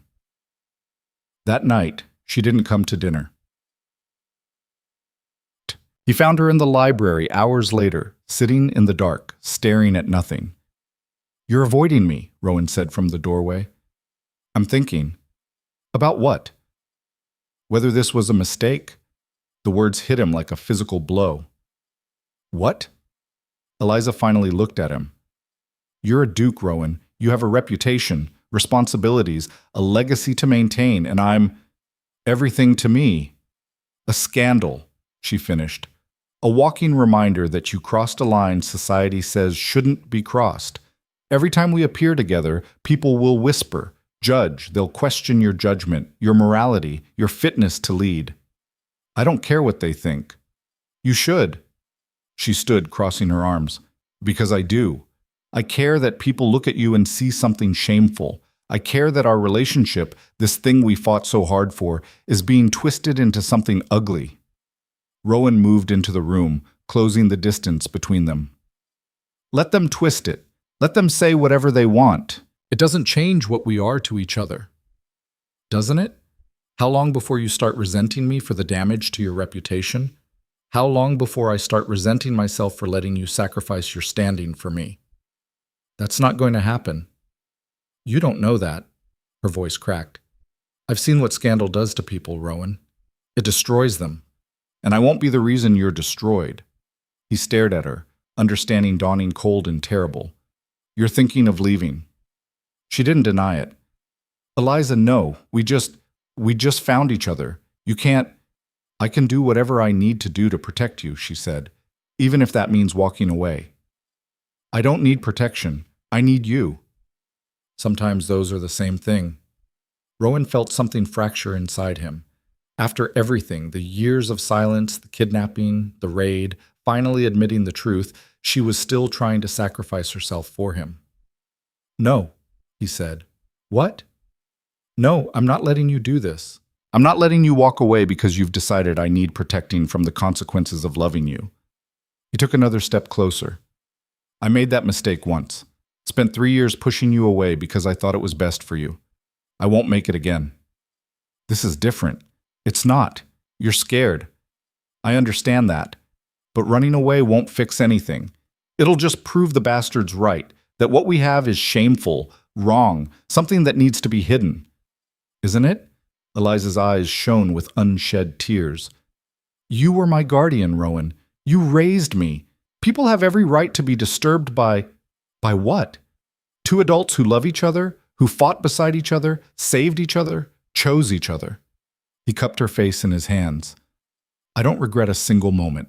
Not raising you, not falling in love with you, not standing here right now fighting for us. And if you think I'm going to let society's narrow definitions of propriety destroy what we have, you don't know me at all. I'm trying to do the right thing. The right thing is staying, fighting, proving them wrong. His thumbs brushed away her tears. You told me once that I taught you to be strong, to see through lies. Well, here's a lie. That our love is shameful, that it's wrong, that we should hide or apologize for it. Eliza closed her eyes. I'm so tired of fighting. Then let me fight for both of us. Just don't leave, please, don't leave. For a long moment, she didn't respond. Then slowly, she leaned into him, forehead resting against his chest. I'm scared. I know. What if they never accept us? Then they don't. Rowan held her close, breathing in the scent of her hair. But we accept us. That's what matters. She pulled back slightly, looking up at him. How are you so sure? Because I've lived without you, and it was the worst 3 years of my life. He managed a small smile. I'll take scandal and whispers over that emptiness any day. Eliza laughed, the sound caught between a sob and something lighter. You're an idiot. So you keep telling me. An idiot I love. That too. She kissed him then, soft and desperate, and full of all the fear and hope tangled between them. When they broke apart, both breathing hard, she said, Okay. I'll stay. I'll fight. But Rowan, she gripped his coat.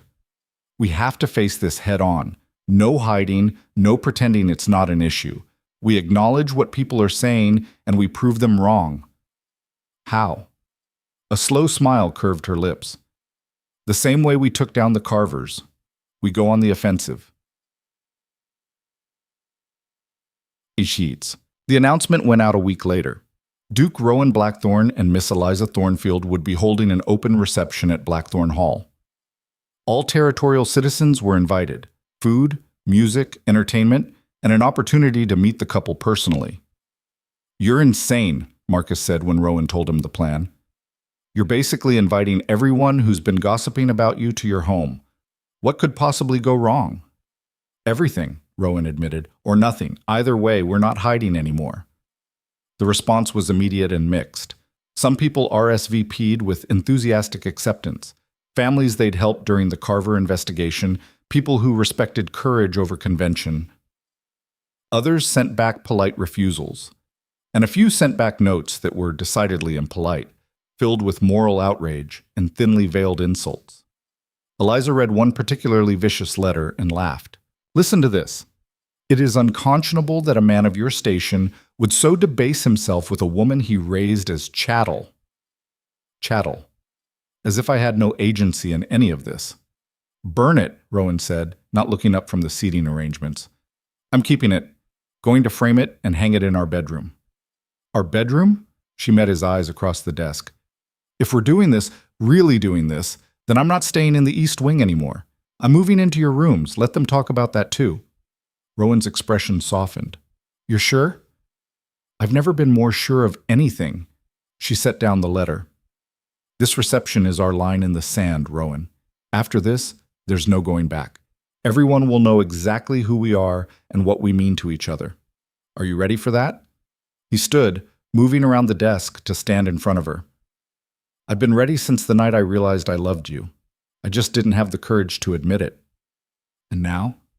Now I'm done being a coward.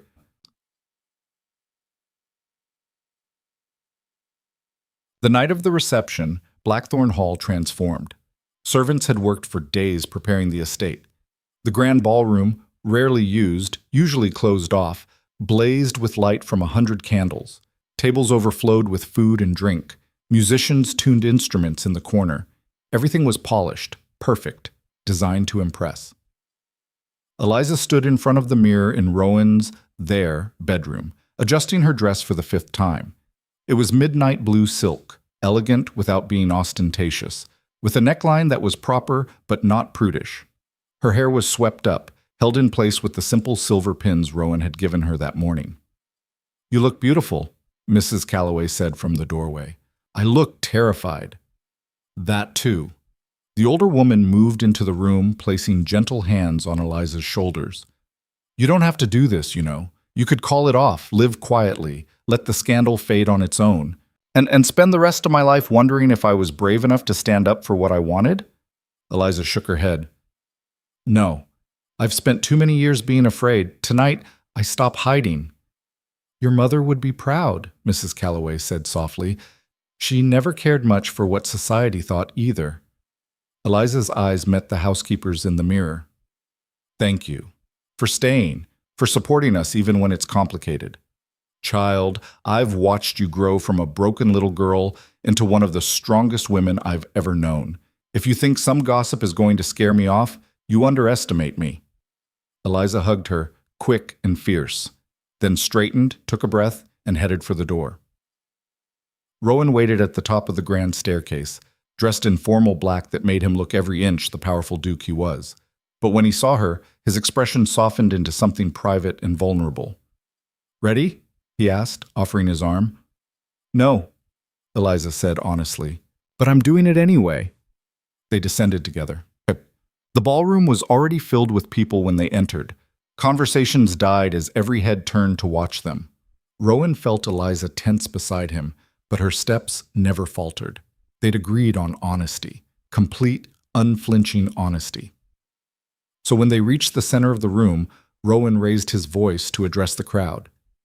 Thank you all for coming, he said.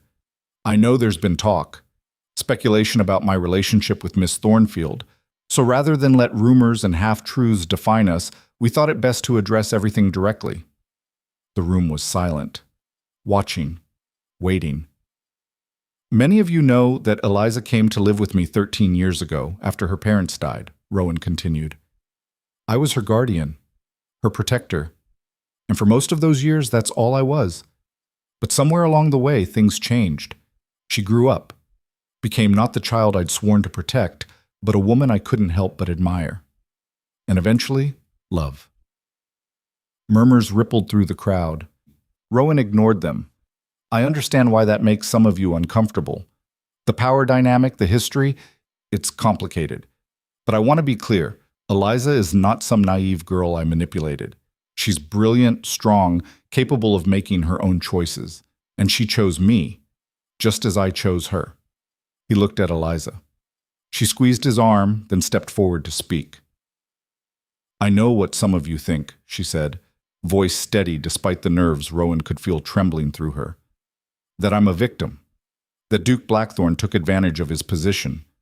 But you're wrong. He pushed me away for years precisely because he feared that dynamic. He tried to protect me from his own feelings by becoming distant, cold. And it nearly destroyed both of us. She turned to face the crowd fully. What we have now isn't built on manipulation or power. It's built on partnership, equality. Two people who fought through years of pain and misunderstanding to finally be honest with each other. If that makes you uncomfortable, I understand, but I won't apologize for it, and I won't hide it. The silence that followed was deafening. Rowan could see the calculation in people's faces, some softening, others hardening, most just uncertain. Then, from the back of the room, someone started clapping. Marcus Gray, standing near the refreshment table with a glass of wine, applauded slowly and deliberately. Others joined in, tentatively at first, then with more conviction.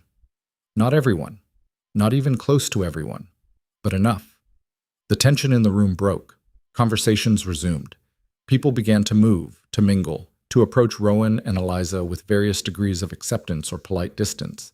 It wasn't a complete victory, but it was a start.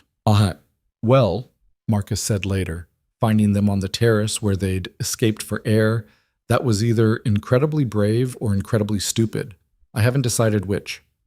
Can it be both? Eliza asked. Probably. He raised his glass in a toast. To the most controversial couple in the territory. May you scandalize many more generations to come. Rowan laughed. That's your toast? What did you expect? Something sentimental? You know me better than that. Marcus's expression turned more serious. But truly, I'm proud of you both. It takes courage to stand in front of that crowd and refuse to be ashamed. Some of them still left, Eliza noted. She'd watched several families make quiet exits during the evening, their disgust clear. Some people will never accept you, Marcus agreed, but others will. And the ones who matter, the ones who actually know you, they'll stand by you. Speaking of which, he gestured toward the ballroom doors. Mrs. Calloway stood there with a group of women Eliza recognized.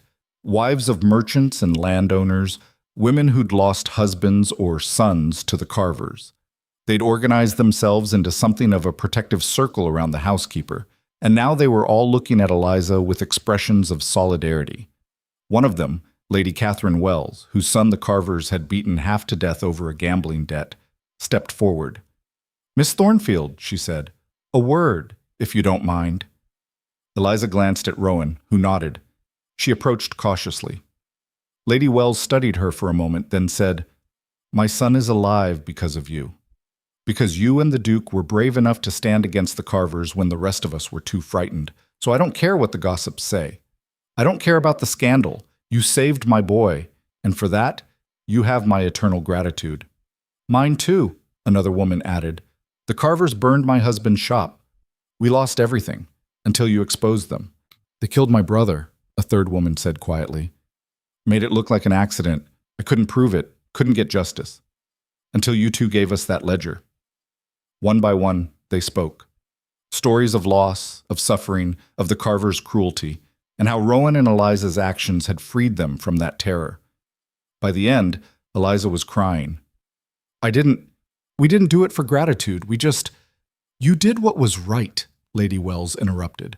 When it was dangerous, when no one else would. That's what matters to us. Not where you sleep or who you love, just that when it counted, you stood up. She pulled Eliza into a fierce hug.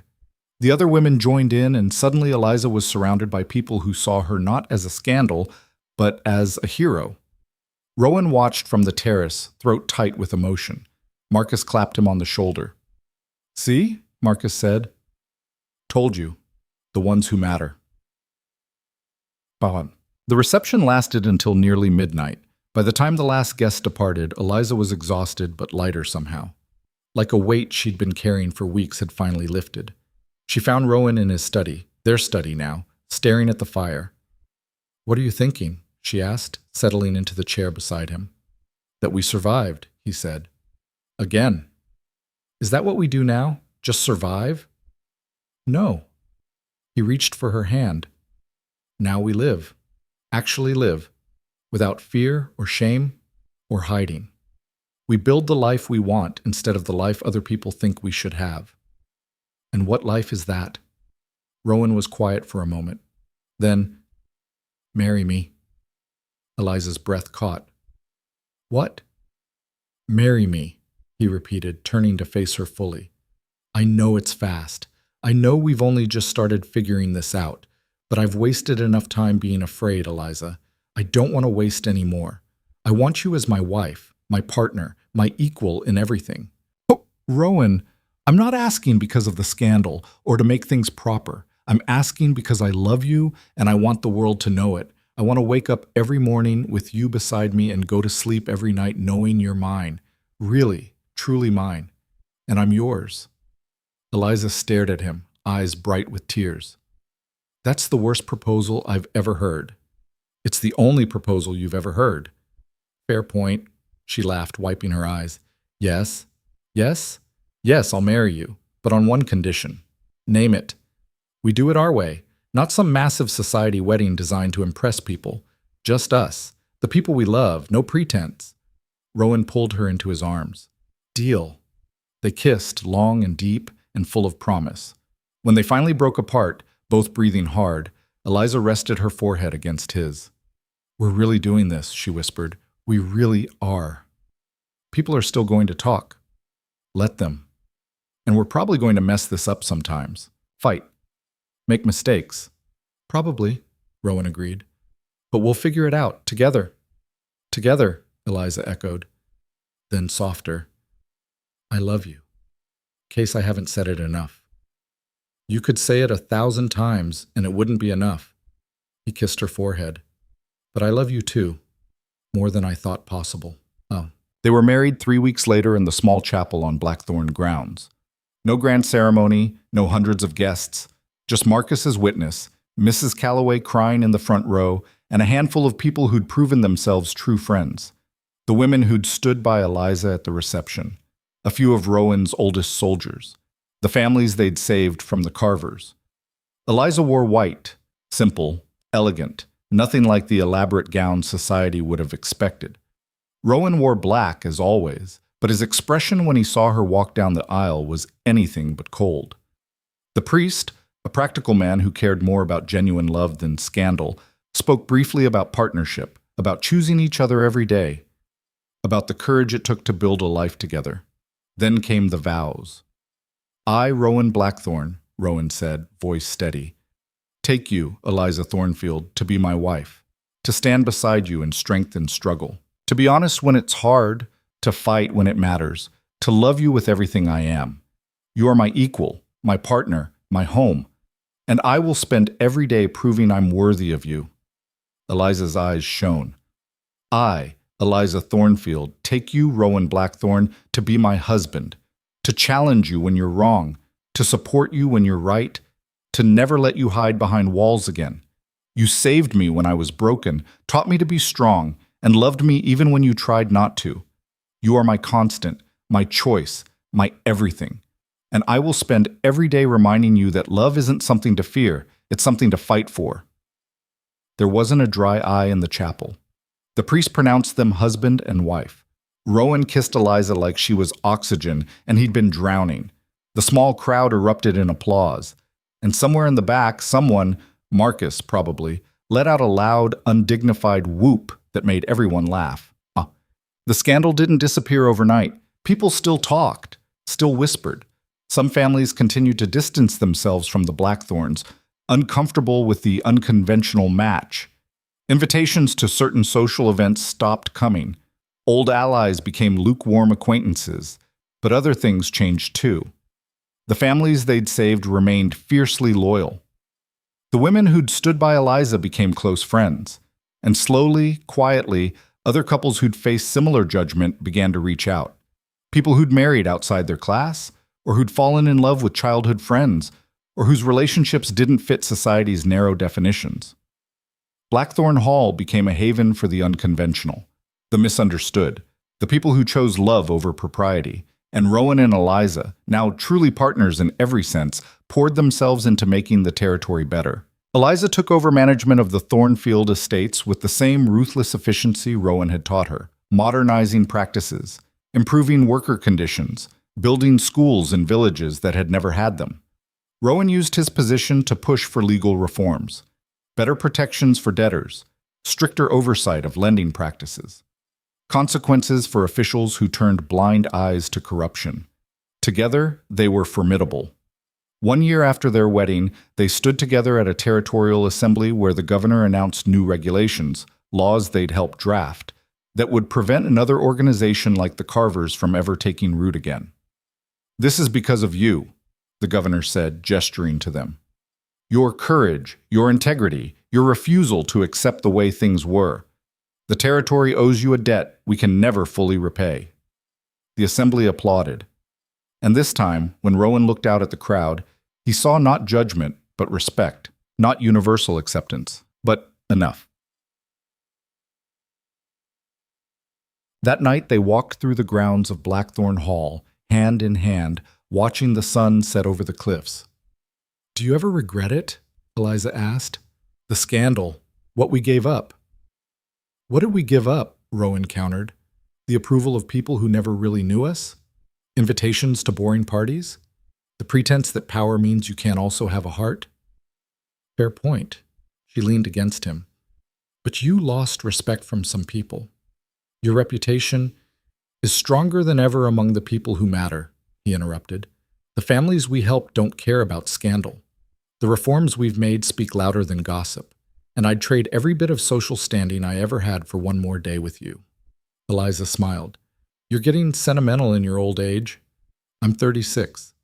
Ancient." He pulled her closer, kissing the top of her head. "You know what I think?" "What?" "I think we were always meant for this. The struggle, the fight, the refusal to accept the world as it was handed to us.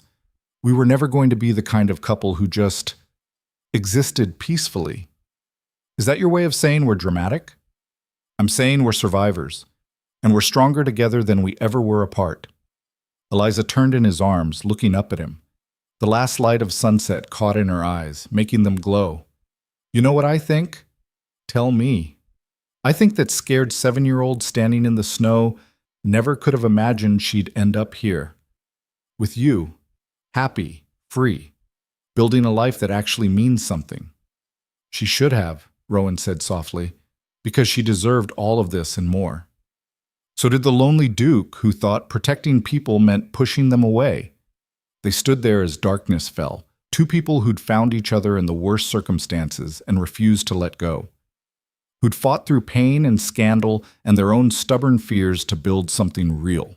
Not perfect, not easy, but theirs. In the distance, lights began appearing in the windows of Blackthorn Hall, their home, their fortress, the place where they'd hurt each other and healed each other and learned what it really meant to love someone, not in spite of the complications, but because of them. "Come on," Eliza said, taking his hand. "Let's go home." "We're already home," Rowan said. She smiled. "Then let's go inside and stop being poetic. I'm freezing." He laughed, genuinely laughed, the sound carrying across the grounds, and led her back toward the warmth and light.